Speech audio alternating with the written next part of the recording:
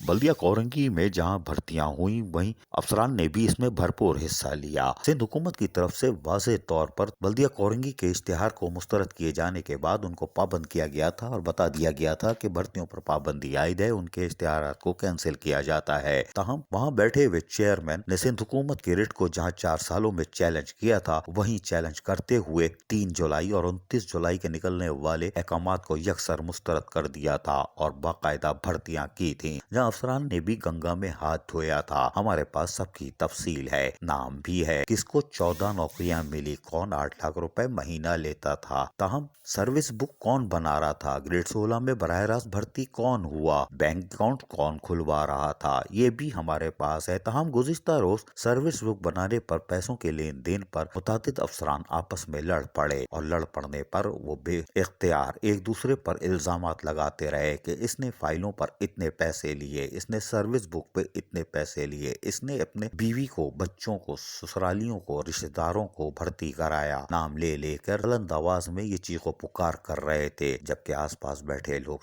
मुस्कुरा रहे थे कि ये क्या हो रहा है। सिर्फ पैसों की खातिर बल्दिया कोरंगी के अफसरान लड़ पड़े। ताहम अब आपको बता दें कि बल्दिया कोरंगी के अफसरान आज भी गुलामी के दौर से गुजर रहे हैं और उन्होंने डिप्टी कमिश्नर व एडमिनिस्ट्रेटर शहरियार गुल मेमन बल्दिया कोरंगी को भी मामू बना दिया है और बल्दिया कोरंगी के मलिर टाउन से IT डिपार्टमेंट को एक साजिश के तहत लंड टाउन में शिफ्ट किया गया है, जहां भी आज माफिया बैठे हुए काम उतार रही है। सर्विस बुक तैयार की जा रही है जिसमें पैसे वसूल किए जा रहे हैं। भर्ती होने वाले मुलाजमीन परेशान है कि हमारा मुस्तकबिल क्या होगा। ये तो सर्विस बुक बनाने के पैसे ले रहे हैं जिस पर साइन उन अफसरान की हो रही है जो कि आज मौजूद नहीं है, लेकिन माजी के दौर के अफसरान की स्टैम्प और दस्तखत की जा रही है। ये बात हमें अफसरान ने खुद बताई है और उनका कहना है कि वो किसी भी फॉर्म पर इस बात का बरमला इजहार करेंगे, जाली दस्तखत को वो साबित कर सकते हैं। ताहम बल्दिया कोरंगी में चेयरमैन के साथ साथ हमारे जराये के मुताबिक उनके कोऑर्डिनेटर भी अब गिरफ्त में आ चुके हैं और बल्दिया कोरंगी की लोकल गवर्नमेंट की तहकीकात के हवाले से हमारे जराये के मुताबिक लोकल गवर्नमेंट तहकीकात पे तहकीकात कर रही है। ताहम एक NGOs ने अब बाकायदा फैसला किया है कि लोकल गवर्नमेंट की इंक्वायरी समेत दीगर तमाम शवाहिद के साथ सुप्रीम कोर्ट ऑफ पाकिस्तान राब्ता किया जाएगा।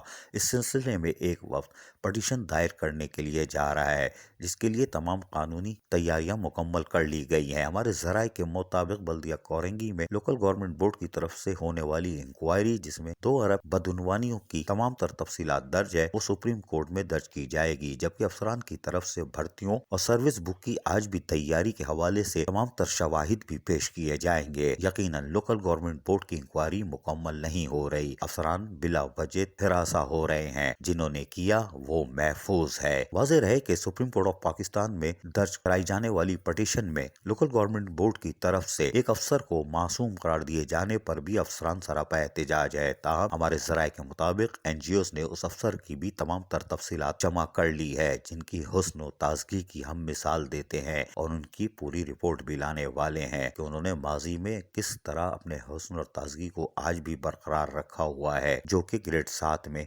शिकारपुर से आए थे। 2003 के बाद से तरक्कियों की सीढ़ी चढ़ते हुए आज 19 ग्रेड में है। SUG सर्विस के इस ऑफिसर ने अपने आप को कौंसल का करार दे दिया था जब सुप्रीम कोर्ट ऑफ पाकिस्तान ने 2013 में इनको अपने पेरेंट डिपार्टमेंट में जाने के लिए कहा था। ये स्कैंडल अलग स्कैंडल है। ताहम NGOs की तरफ से सुप्रीम कोर्ट में पटिशन दायर होने के बाद यकीनन बल्दिया कोरंगी में अहम इंकशाफात सामने आ सकते हैं। अजीज आरिफ, KBS बल्दियाती न्यूज, कराची।